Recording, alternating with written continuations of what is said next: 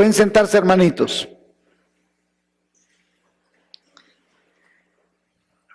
Estamos en finalidad de las pruebas y vamos a leer solo nuevamente una parte de Santiago.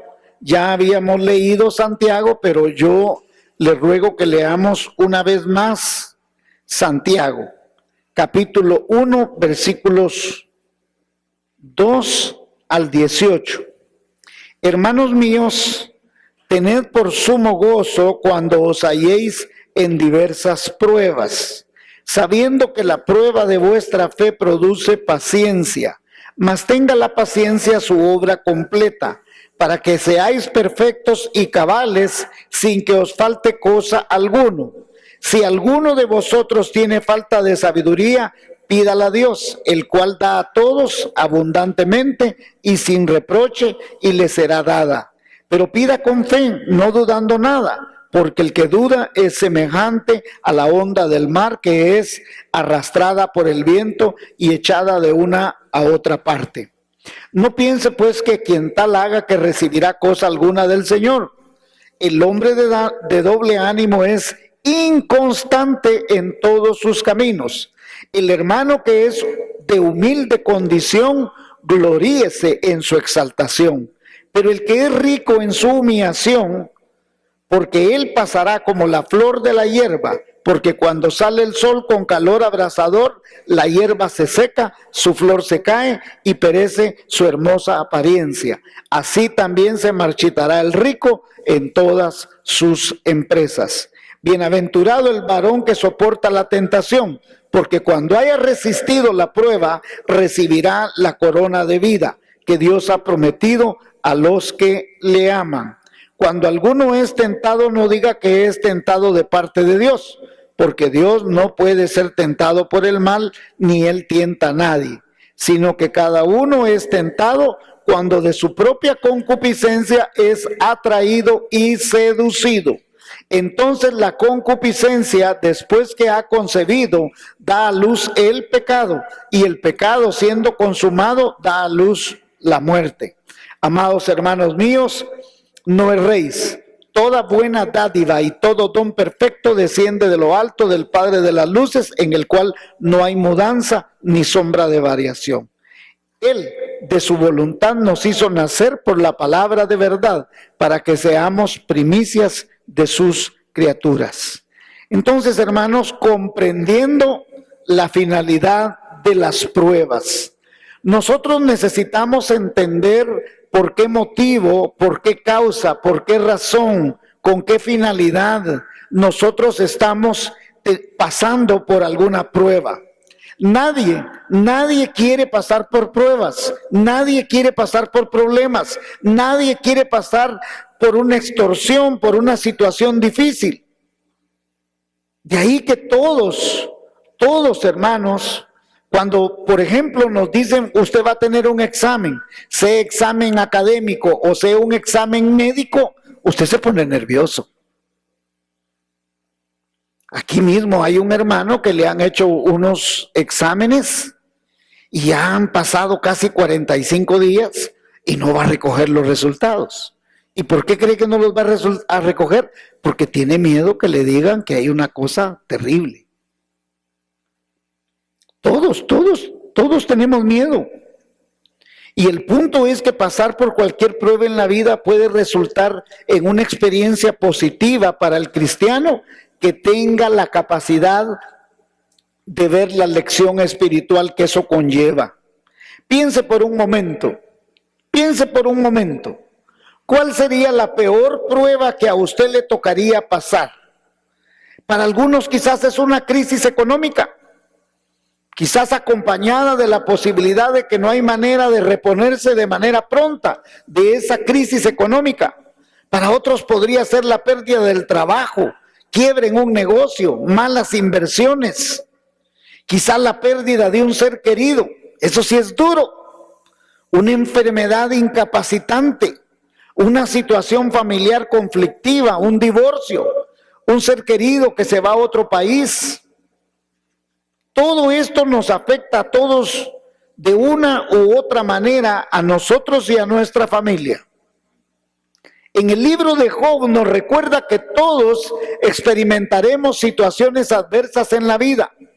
Y Job escribió en el libro, en el versículo 7, capítulo 5, escribió: pero como las chispas se levantan para volar por el aire, así el hombre nace para la aflicción. No sé cuántos han visto un brasero cuando están echándole aire y salen ese montón de chispas. Pues Job dice: como las chispas se levantan para volar por el aire, así el hombre nace para la aflicción. Qué interesante que Job dice: todos hemos nacido para ser afligidos. No podemos pensar que nunca pasaremos por una prueba, que nunca pasaremos por una situación difícil. Eso es irreal. De igual manera no podemos vivir pensando siempre que a qué hora me va a venir la pena. Y uno vivir en pena, vivir en angustias, vivir en dolores, porque ya me va a tocar. No, tampoco eso es vida. Usted debe vivir confiando en que usted está tomado de la mano de Dios. Tarde o temprano enfrentaremos el sufrimiento cara a cara y debemos estar preparados para enfrentarlo con sabiduría, con madurez espiritual. Job enfrentó pruebas tan terribles que uno no podría ni pensar que una persona pasaría una prueba tras otra, tras otra, tras otra, tras otra. Nunca nadie imaginaría el dolor que Job experimentaría de pasar dolor tras dolor, tras dolor, tras dolor.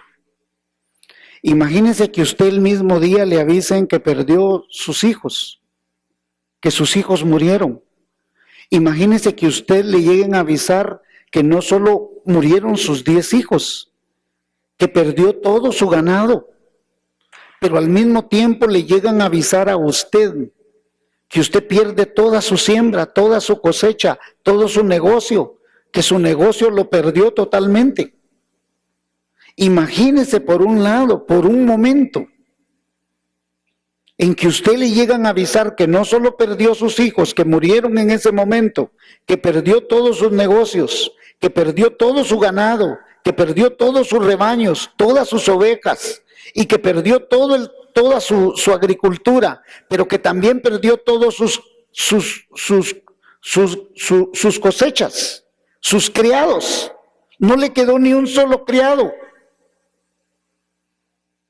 Y para ponerle la guinda al pastel, cae enfermo literalmente en cama con llagas dolorosas desde la planta del pie hasta la cabeza. Es inimaginable que una persona pudiera sufrir todas esas cosas al mismo tiempo. Pero Job supo enfrentar esta terrible prueba de manera espiritual. Y la enseñanza es que nosotros aprendamos a vivir especialmente y de manera espiritual cuando venga la prueba a su vida. Todo su mundo se derrumbó, todo lo perdió en un solo momento. Otro ejemplo de prueba en la Biblia es Abraham mismo en Génesis 22. La Biblia lo narra de esta manera: aconteció de estas pues cosas que probó Dios a Abraham y le dijo: Abraham. Y él respondió: heme aquí. Dijo: toma ahora a tu hijo, tu único hijo, a quien amas, y vete a tierra de Moriah y ofrécelo allí en holocausto sobre uno de los montes que yo te diré. Lo que Dios le estaba pidiendo a Abraham no se ajustaba con la manera de pensar que Abraham tenía de Dios. Dios se había aparecido a Abraham y Abraham lo conocía como un Dios de amor, como un Dios de misericordia. Abraham en su mente no tenía un Dios que le iba a pedir un sacrificio humano. Abraham nunca supo de alguna vez que Dios pidiera un sacrificio humano. Por eso Abraham pensaría quizás que era algo difícil de digerir, difícil de hacer. Como sé que cuando usted está pasando por la prueba, le es difícil de digerir, le es difícil aceptar lo que está viviendo, lo que está pasando. Y usted de alguna manera no lo acepta. Quisiera que fuera un sueño, que usted se pudiera despertar y decir: vaya que solo lo soñé. Pero el problema es que cuando estamos viviendo el problema, ahí está y no se quita. Sea lo que sea el tipo de problema que usted esté viviendo, Abraham no podía concebir que Dios le pidiera que le sacrificara a su hijo. ¿Qué sentido tenía haberle pedido un hijo que era de la promesa y que Dios se lo dio de manera milagrosa, haciendo que él y su esposa pudieran tener hijos cuando ya no podían tenerlos? ¿Qué sentido tenía que ahora Dios le dice, dame a tu único hijo? ¿Por qué Dios le pediría un sacrificio que jamás había exigido antes? Y yo sé que usted dice, ¿por qué yo tengo que estar pasando por esto? ¿Por qué Dios le haría una promesa a Abraham si iba él a ser el padre de muchas naciones y ahora le dice que le entregue al hijo? Toda esperanza del linaje y de la promesa moriría. Lo más terrible de la prueba era que Abraham lo tenía que matar con sus propias manos. Porque una cosa es que un ser querido se muera, pero otra es que usted lo tenga que matar. Y otra es que sea su propio hijo. Era posible que Abraham se negara a esto, pero mire lo que Abraham hizo. Lo que pasó fue lo siguiente. Y Abraham se levantó muy de mañana y enalbardó su asno y tomó consigo 2 siervos suyos y a Isaac su hijo, y cortó la leña para el holocausto, y se levantó y fue al lugar que Dios le dijo. Al tercer día alzó Abraham sus ojos y vio el lugar de lejos. Entonces dijo Abraham a sus siervos: esperad aquí con el asno, y yo y el muchacho iremos hasta allí y adoraremos y volveremos a vosotros. Y tomó Abraham la leña del holocausto y lo puso sobre Isaac su hijo, y él tomó en su mano el fuego y el cuchillo, y fueron ambos juntos. Entonces habló Isaac a Abraham su padre y dijo: Padre mío. Y él respondió: heme aquí, mi hijo. Y él dijo: he aquí el fuego y la leña, mas ¿dónde está el cordero para el holocausto? Y respondió Abraham: Dios se proveerá de cordero para el holocausto, hijo mío. E iban juntos. Abraham, sin cuestionar o dudar de Dios, obedeció inmediatamente a la petición que Dios le estaba haciendo. Es más, la Biblia no nos cuenta que él le haya contado a la esposa lo que iba a hacer. Simplemente dice que de muy de madrugada enalbardó el asno, o sea, lo preparó, le puso la montura, le puso las cosas, se llevó unos criados y se llevó al hijo, pero no le dijo nada a la esposa. Sabía que la esposa no lo hubiera dejado hacer lo que él iba a hacer. Entonces Abraham demostró tener una fe a toda prueba. Más aún cuando le dijo a los siervos que él llevaba: esperaos aquí, porque él y yo regresaremos después de adorar. Cuando llegaron al lugar que Dios les había dicho, edificó allí Abraham un altar y compuso la leña y ató a Isaac su hijo y lo puso en el altar sobre la leña, y extendió Abraham su mano y tomó el cuchillo para degollar a su hijo. ¡Qué ejemplo de fe tan aleccionador!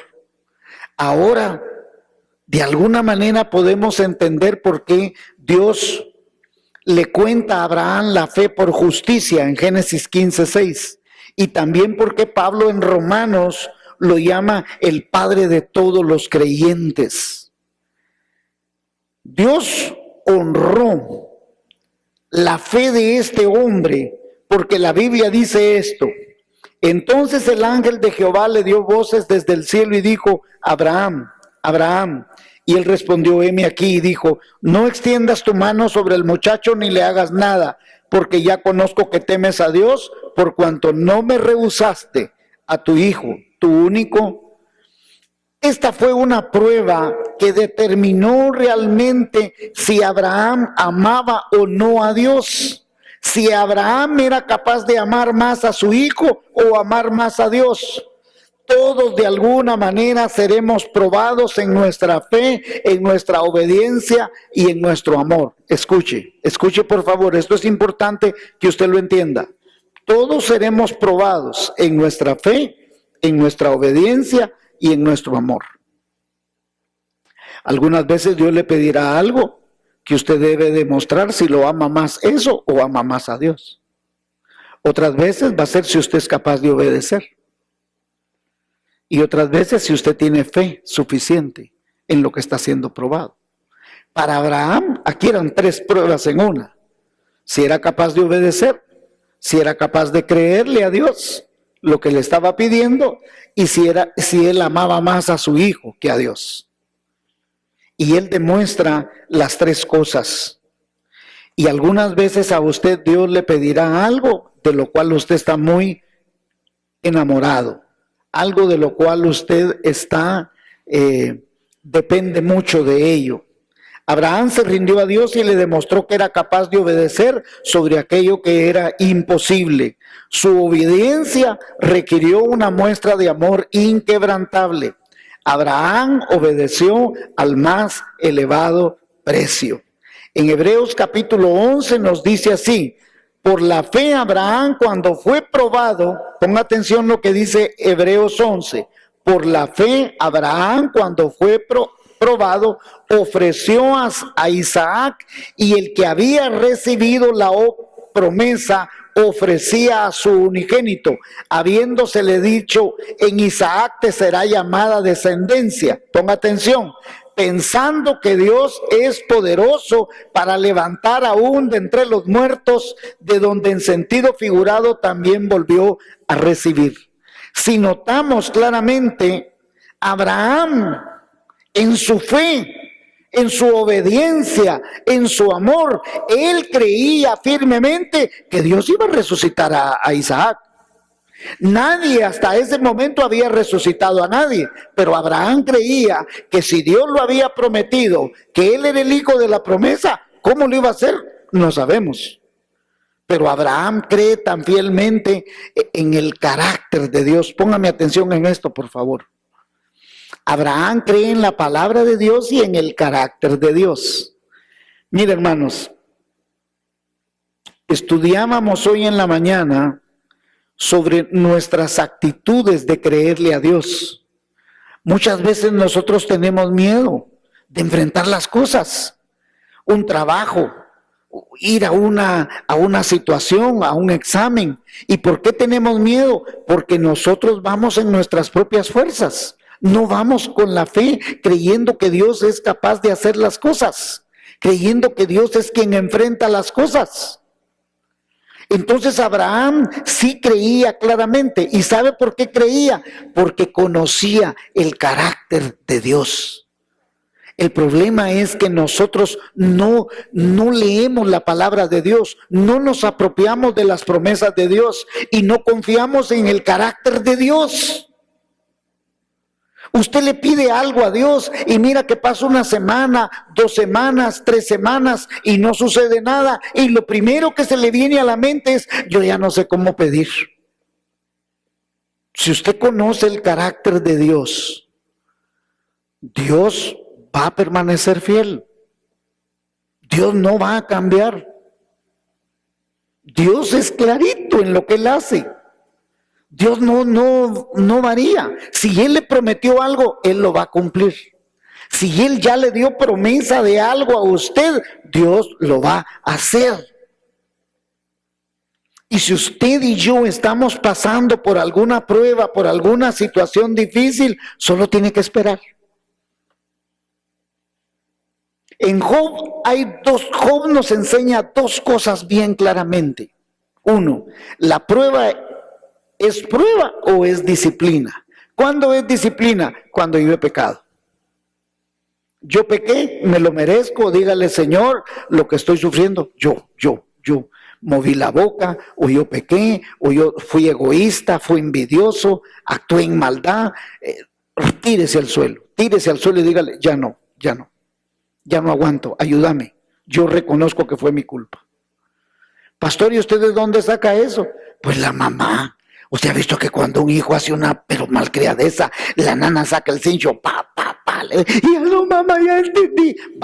Estuvo bueno, pues donde mira que ya no, ahí para, ¿sí o no? Y usted no creo que sea mejor que Dios. ¿Usted cree que Dios no tiene misericordia? Usted reconoce, dice: yo me equivoqué, perdóname. Dios para la disciplina. ¿Pero por qué, pastor? Porque muchas veces nosotros amamos más el dinero. Muchas veces nosotros amamos más el trabajo, usted ama más la casa. Sencillamente, ¿cuántos venimos tarde a la iglesia porque queremos dejar arreglado el mundo en la casa? Porque amamos más la casa que Dios. ¿No es cierto que cuando usted está enamorado y la chava lo llama, le dice, tira toda para allá? Y le dice la mamá, ¿y para dónde vas?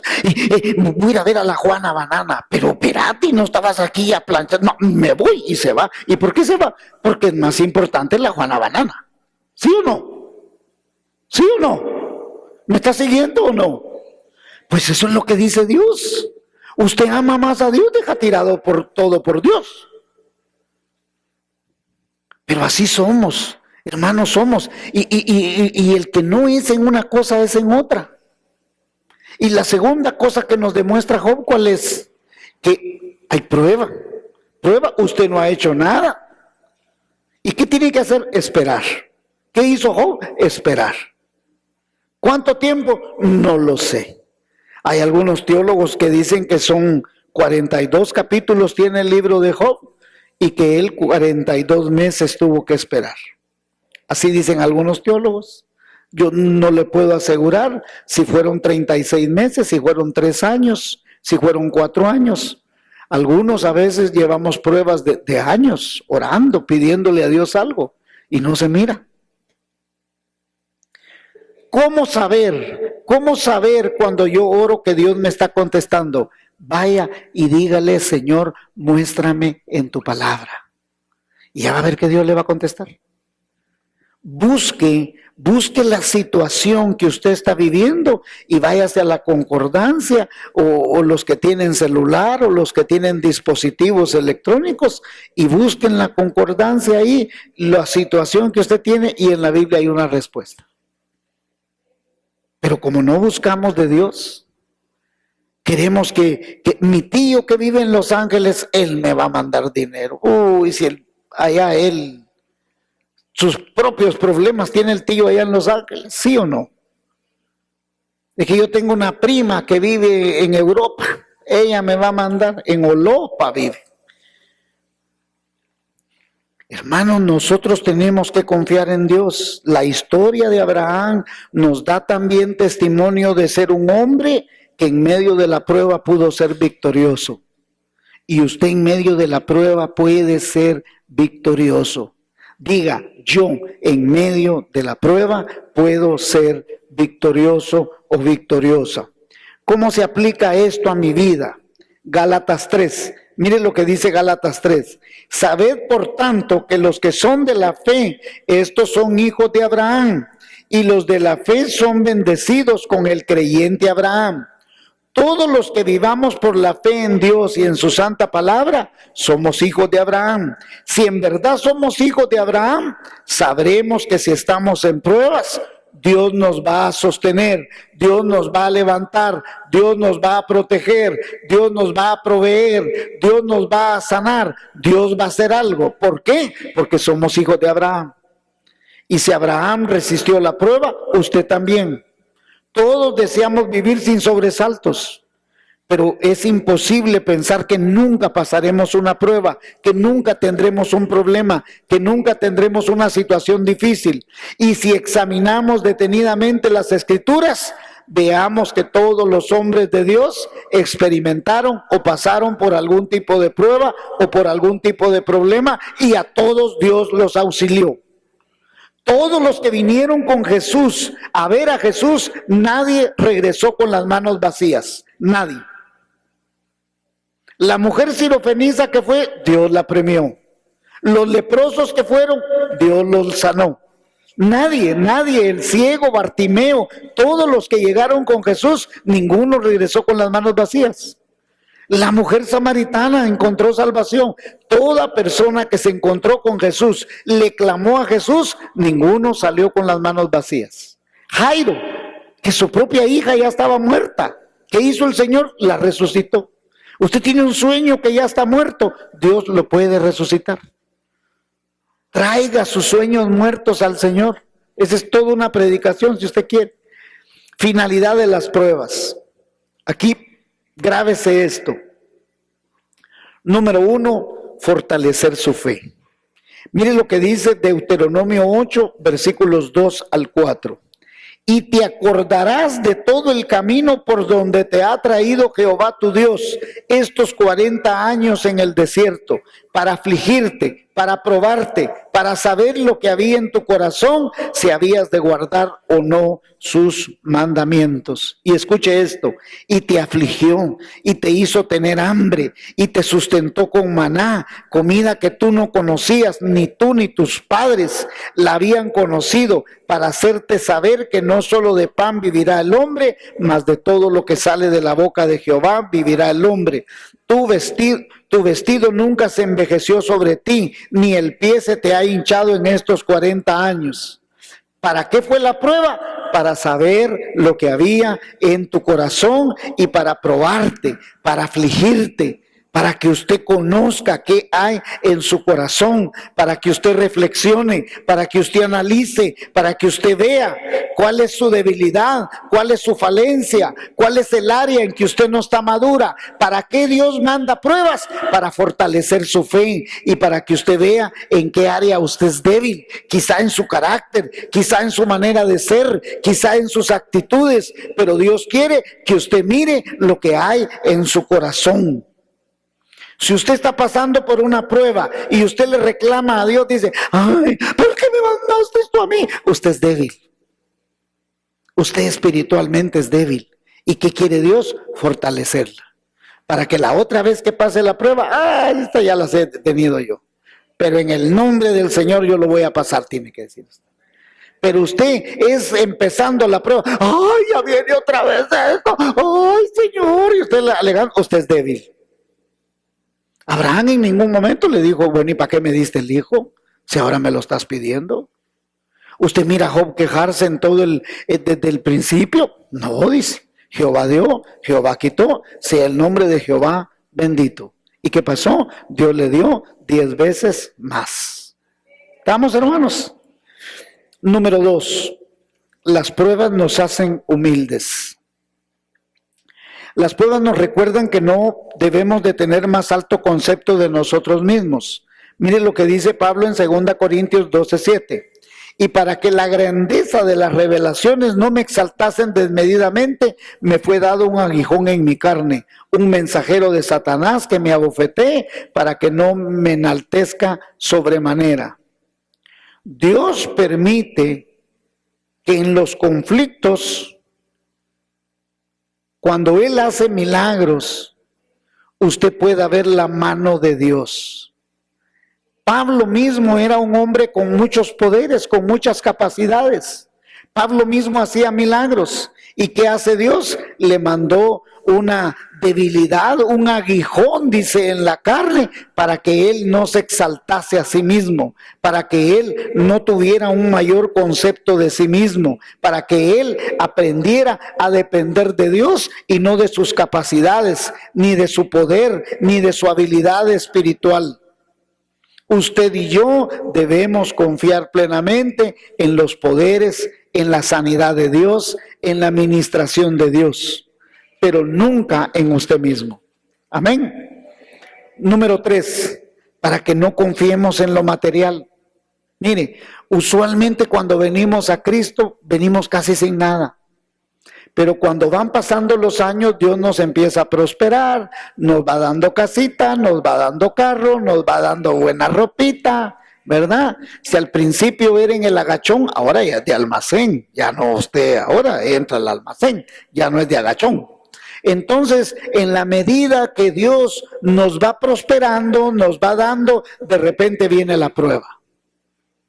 Y entonces Dios quiere que usted aprenda a no confiar en lo material. ¿Sabe por qué? Porque cuando usted tiene un problema, cuando usted tiene una angustia, el dinero no le sirve de nada.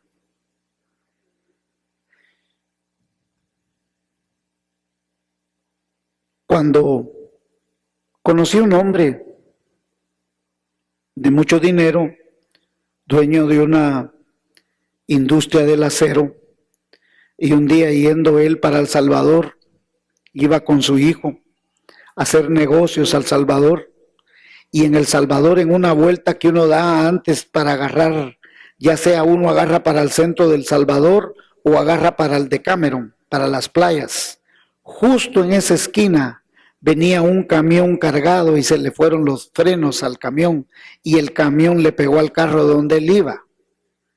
Y su niño de 10 años fue el que llevó el golpe del camión y el niño ahí murió. Y aquel hombre sentado ahí en la orilla de la banqueta, con el niño en la banqueta, muerto. ¿Y de qué le servía el dinero en ese momento? Podía revivir el dinero con todo el dueño de fábricas, dueño de gran cantidad de acero en El Salvador, en Guatemala, en toda Centroamérica. ¿Podía hacer algo? Dios quiere que usted y yo aprendamos a depender de Dios y no del dinero. Mire, algunas veces yo he hablado con gente en Estados Unidos, porque yo les pregunto, cuando ustedes se enferman, ¿qué hacen? Llamamos al doctor, dice.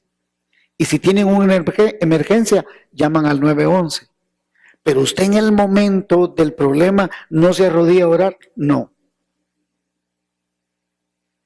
¿De qué depende? De lo material. Nosotros, como no tenemos ni 911 y somos pobres, porque la verdad, ¿usted qué es lo primero que hace? Ay, bendito sea, y se arrodilla a la orilla de la cama, ¿no es cierto?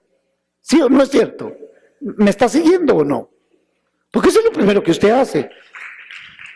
Usted se arrodilla a la orilla de la cama, porque Dios quiere que aprendamos a depender de Él. Amén, amén. A depender de Él, a no a depender de lo material. Porque hay un momento, el dinero es bueno, bendito sea Dios que lo da, hermanos. Bendito sea Dios que si le da dinero a usted, amén, aleluya.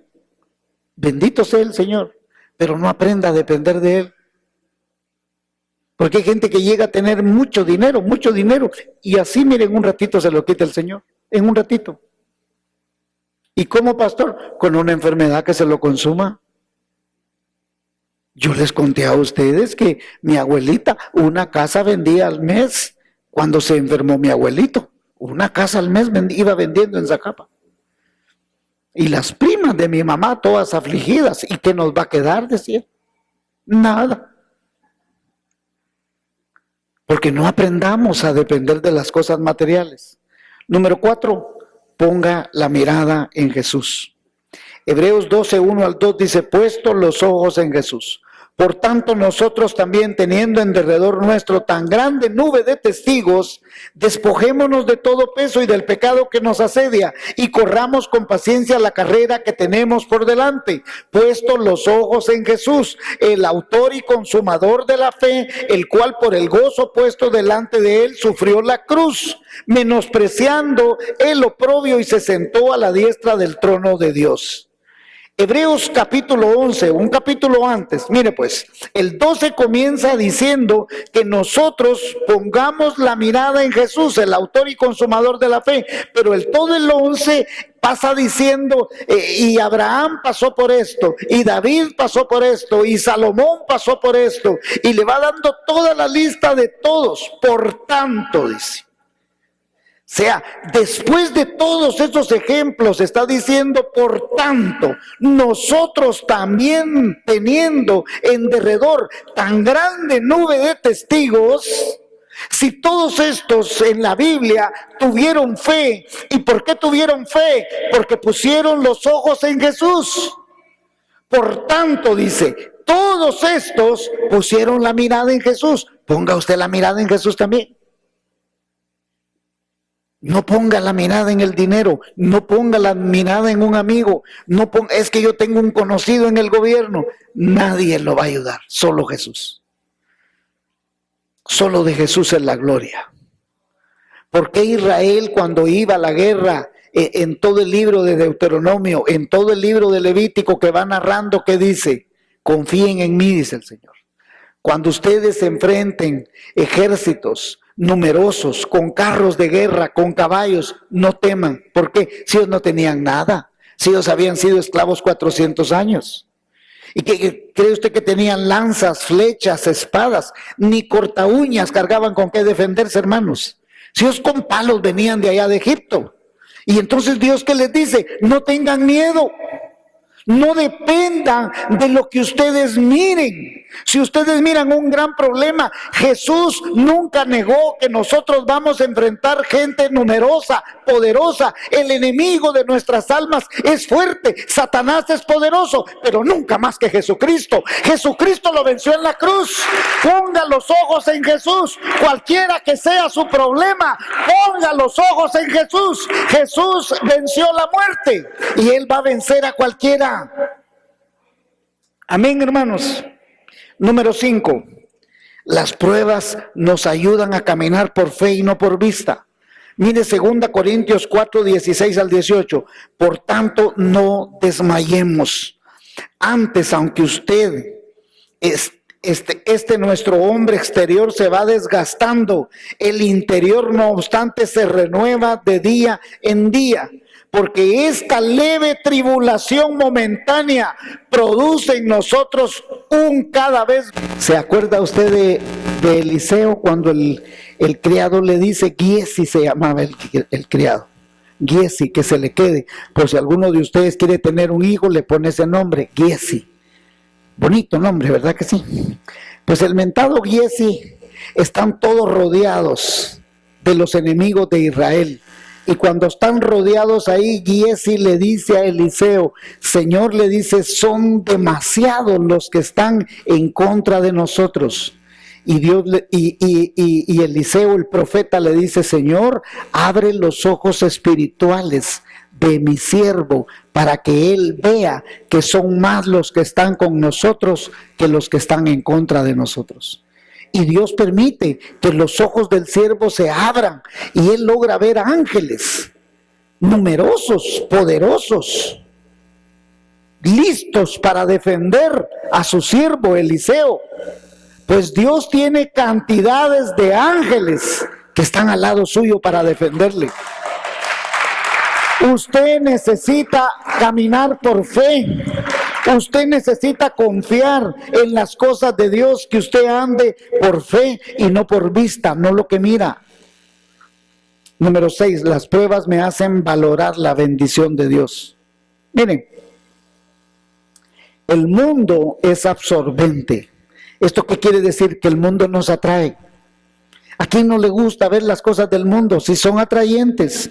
Las vanidades de la vida tienen un atractivo que seducen a cualquiera. La televisión especialmente saca todo tipo de propaganda. Si usted ya tiene el chifón 12 y usted quiere tener el mentado chifón 12, que salió el cataflán 24, yo quiero tener el cataflán 24, porque el mundo, mira, y ese tira fotos así hasta de lado, lo pone más bonito a uno, hasta bigote le pone. Si su marido es chino, bigote le pone este teléfono. Y yo sé que el mundo, mire, el mundo es tan atrayente, la vanidad de la vida es atrayente. El posmodernismo, por ejemplo, enseña que usted disfrute el aquí y el ahora, que usted le dé rienda a tus sentidos, a sus emociones.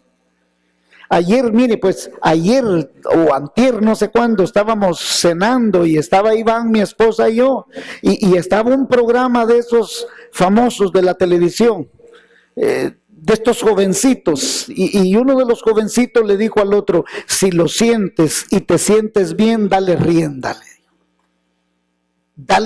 a tus emociones. Eso es lo que dice Satanás.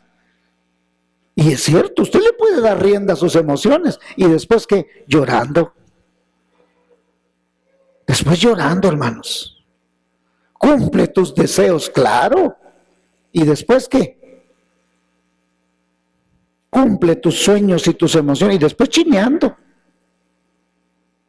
Criaturitas de 14, 15 años. No han ni disfrutado su niñez y ya con un niño en la cuna. Aquí yo he visto niñas de 13, 14 años preguntarle a la mamá, ¿y qué hago, mamá? Le dijo, el bebé iba de llorar. Sí, ni ella sabe. No sabe ni bañarse esa criatura, pero ya tiene una criatura a la que tiene que cuidar. ¿Por qué? Porque le dio rienda suelta a sus emociones. ¿Sí o no? Eso es lo que enseña el mundo. Pero nosotros debemos aprender, según la Biblia, a valorar las bendiciones de Dios, a valorar las restricciones de Dios. Mire, cuando Dios les restringió a Adán y a Eva, les dijo, no coman de ese árbol. Esa restricción era para bendición. Y nosotros tenemos que valorar cuando Dios nos restringe algo. Es que yo lo quiero tener ya. Es que no tiene la capacidad de tenerlo. Mire, yo he visto gente llorar porque quiere una cosa ya y la quiere ya y la quiere ya. Yo conocí una pareja aquí que se querían casar ya y que lo voy a perder el muchacho. Ya se han divorciado 3 veces y se han casado 4 ya. Pero como así es, queremos ya las cosas. Hebreos 5, 7 al 9 dice que Cristo, mire, en los días de su carne, ofreciendo ruegos y súplicas con gran clamor y lágrimas al que le podía librar de la muerte, fue oído a causa de su temor reverente. Y aunque era hijo por lo que padeció, aprendió la obediencia. Y habiendo sido perfeccionado, vino a ser autor de eterna salvación para todos los que le obedecen. Escúcheme esto, por favor.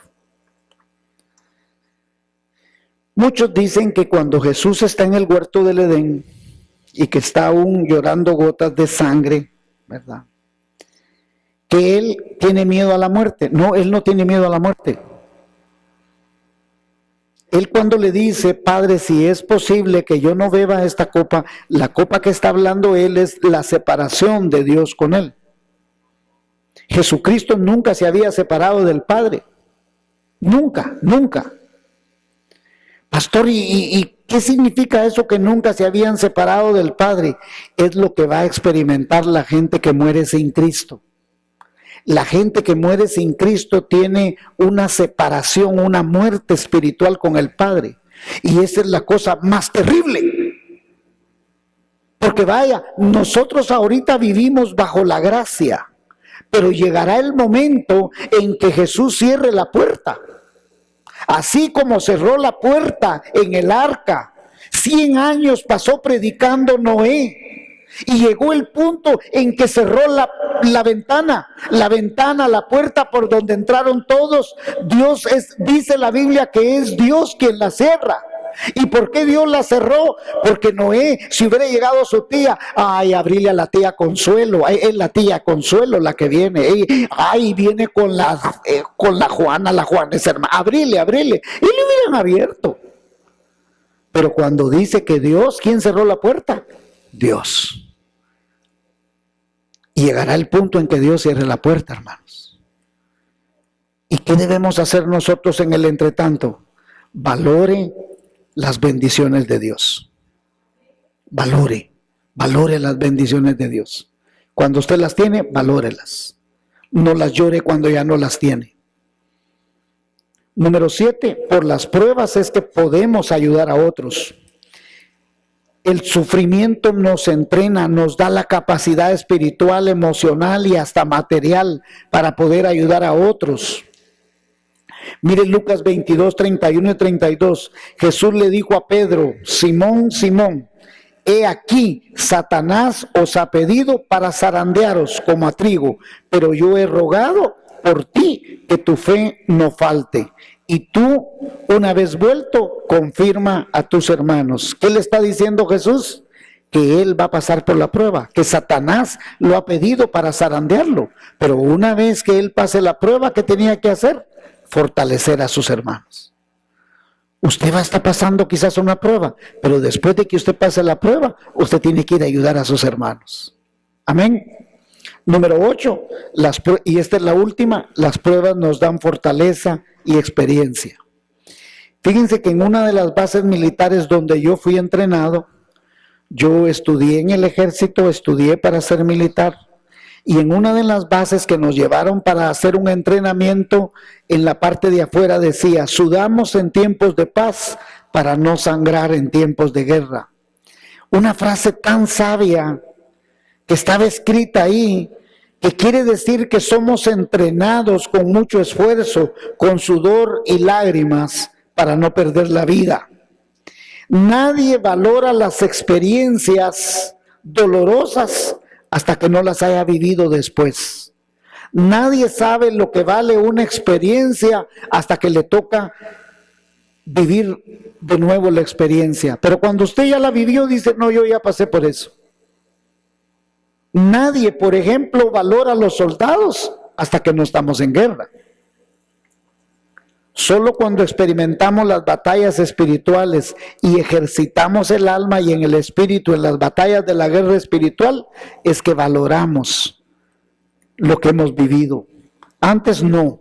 Sí, las pruebas pues nos dan fortaleza. Las batallas espirituales en las que participamos adquirimos destrezas y habilidades espirituales.